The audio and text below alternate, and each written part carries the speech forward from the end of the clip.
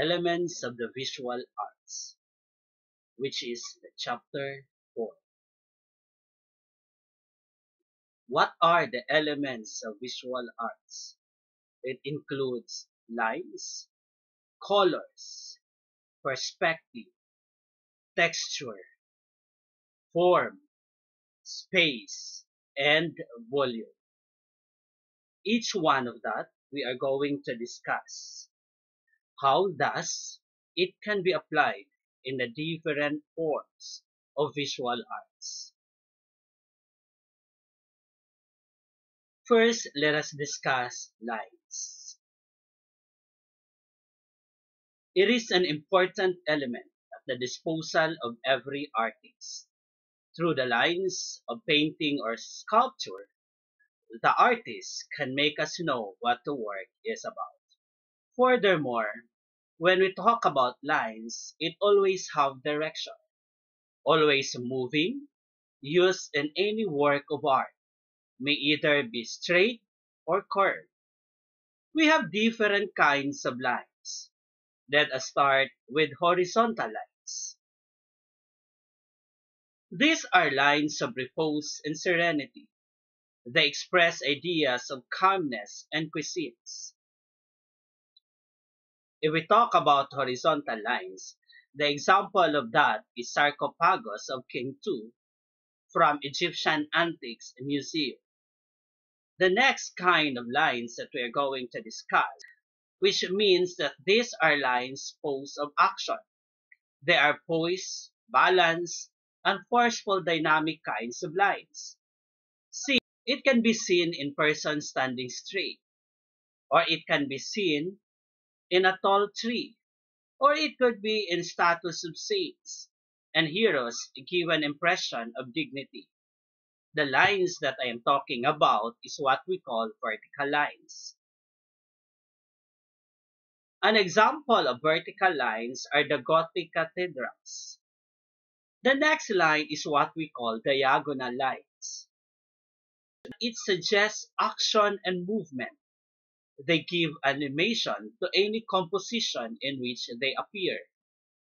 An example of that, a running person gives diagonal with his body and legs. It is his body and legs that gives the shape of a diagonal line.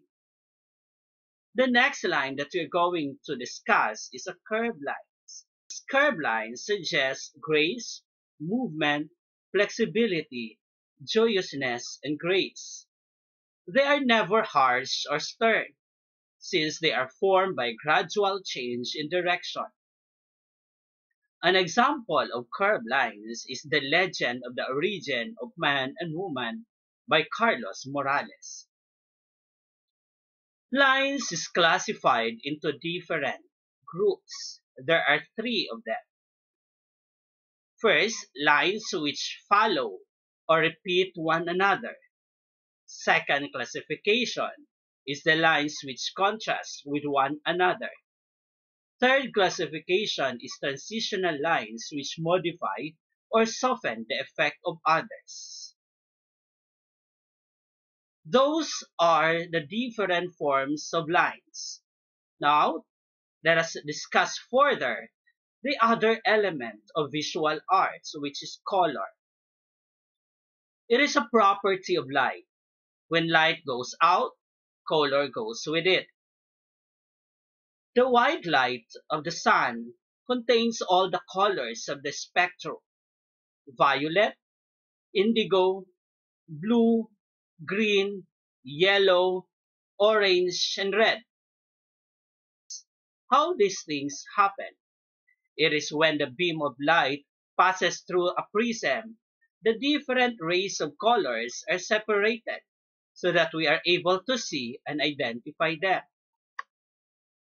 Objects that appear to be black absorb practically all the color rays and reflect one, while objects that appear white reflects all the color rays equally. Color has 3 dimensions or attributes. We have the hue, next the value, next is intensity. When we talk about hue, It is the dimension of color that gives color its name. Color names such as red, green, violet, and yellow indicates color characteristics and they are called as hue. A name of a color and its identification is simply what we call hue. The next elements of visual arts is what we call textures. It is the element that deals more directly with the sense of touch. It has to do with characteristic of surfaces, which can be rough or smooth, fine or coarse, shiny or dull, plain or irregular. This texture is best appreciated when the object is felt with the use of our hands. The next elements of visual arts is perspective. It deals with the effect of distance upon the appearance of object by means of the eye's judges spatial relationship. Perspective has two kinds. The linear perspective, which means it is the representation of an appearance of distance by means of converging lines. An example of this is a railway, which shows the linear perspective, and the mantigma pieta, which shows the foreshortening of the linear perspective. Second kind of perspective is what we call aerial perspective. It is the representation of relative distance of object by gradations of tone and color. The next element is what we call space.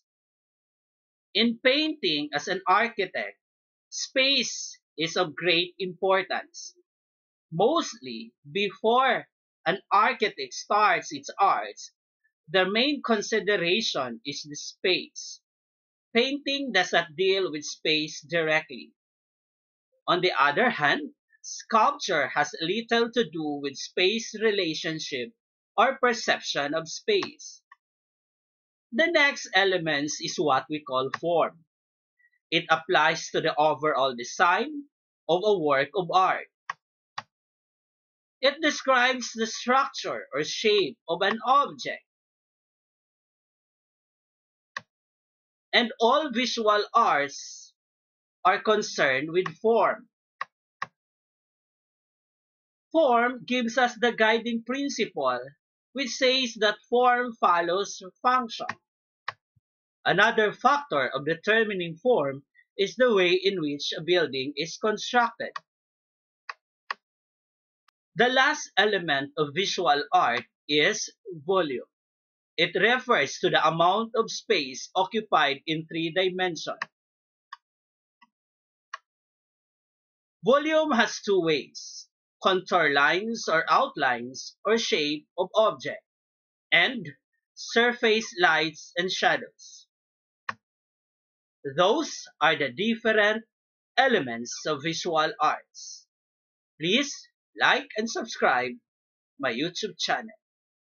Thank you.